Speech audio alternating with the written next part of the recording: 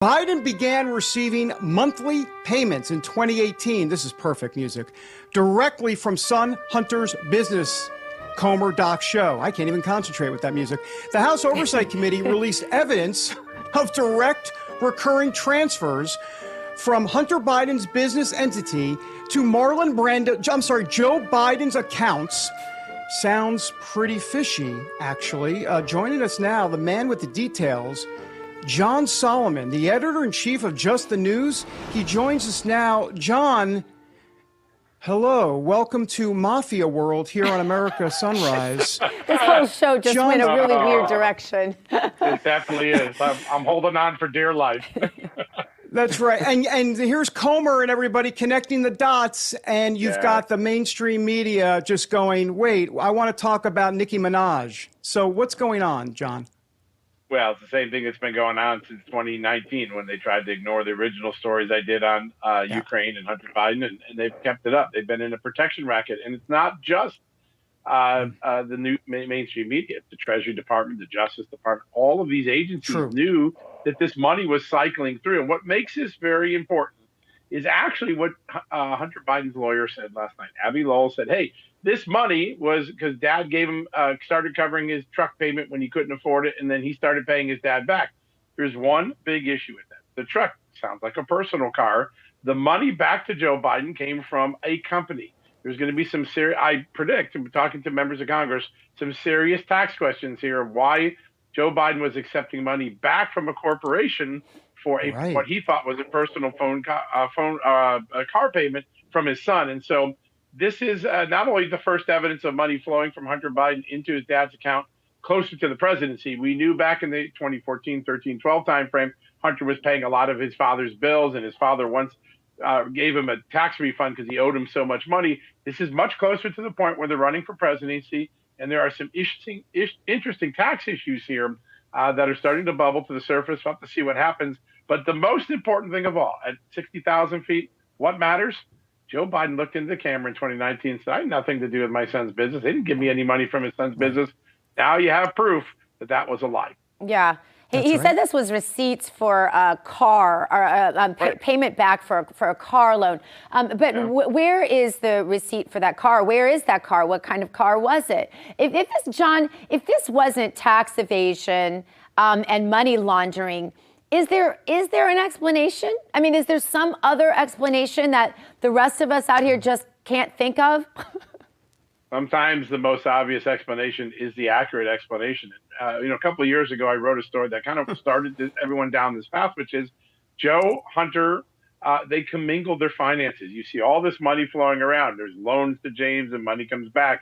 There's money from Hunter and then it comes back. There's the car payment now, something new, but clearly in the mix. There's really no clear lines between what's their money, your money, my money, what's corporate money, what's personal money. And that is, I think, at the heart of this scandal, which is foreigners created a slush fund, and then the Bidens use it however they wanted to use it. China gave them money. Money came in and paid dad for whatever he needed. And I think now you're getting a sense of the very loose way that money was accounted for. It was probably designed to be that way. Remember what James Comer keeps saying. Why all these LLCs when there's no businesses really operating? Well, because it makes it easy to move that money through different accounts, ultimately give it to the big guy or to Hunter Biden. But I think the real picture that we're getting now is pretty clear, which is foreign money came in and it always benefited the Biden family personally. John, let's get to brass tacks. I was reading an article this morning saying that, yes, all of this information is out there. The investigations have been going on, but that the impeachment inquiry isn't official yet and that there could be a vote as soon as this week, hopefully in the coming days, to make it official. With all this information, all this work, why has it taken so long to get something official? It seems so apparent that there's misdeeds, so let's move forward. Yeah, listen, I think that's exactly what James Comer and Jim Jordan have been saying for some time. They couldn't get that argument over the goal line with Kevin McCarthy.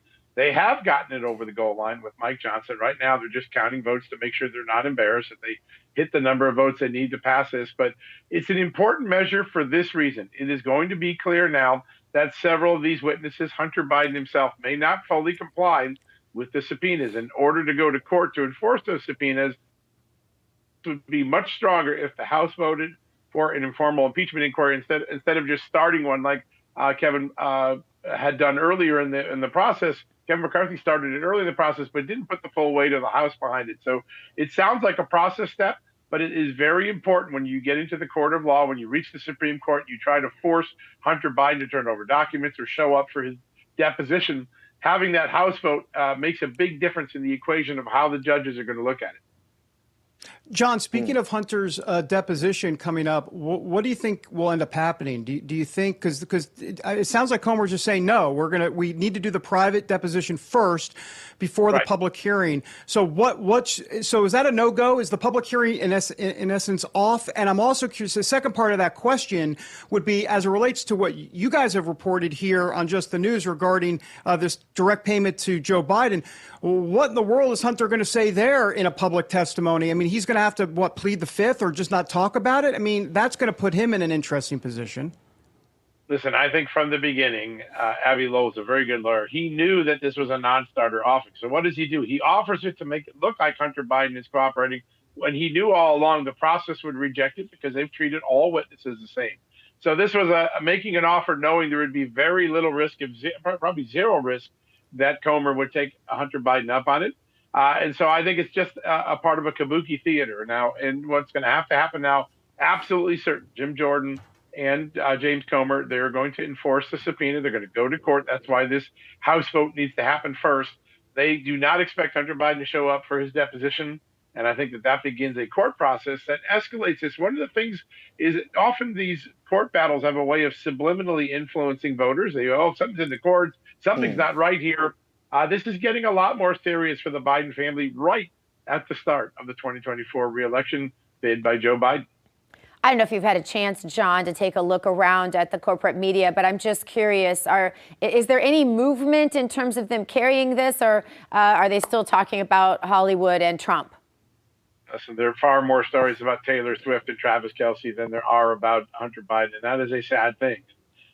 In any other presidency during my time as a reporter, I think back to the Bill Clinton years when all that China money came in to the DNC, the mainstream media covered it as well as everyone. And today there has been an unwillingness to look at this, to dismiss it as a Republican investigation, when in fact it's an investigation that affects every single American. The integrity of the presidency, the ethics rules that we've come to accept in the post-Watergate era, all of those appear to have been obliterated in the Biden family machine. And there's just a giant yawn in the news media side. Now, as we get to an impeachment proceeding, an impeachment vote, they'll cover the process, but they're not covering the substance. The good news is so many people read Just the News. So many people watch Real America's Voice. Right. They're now getting the news around the blockade. And that's why 60% of Americans now believe Joe Biden had something to do with Hunter Biden's business. Yeah. They certainly didn't get that notion from reading the New York Times.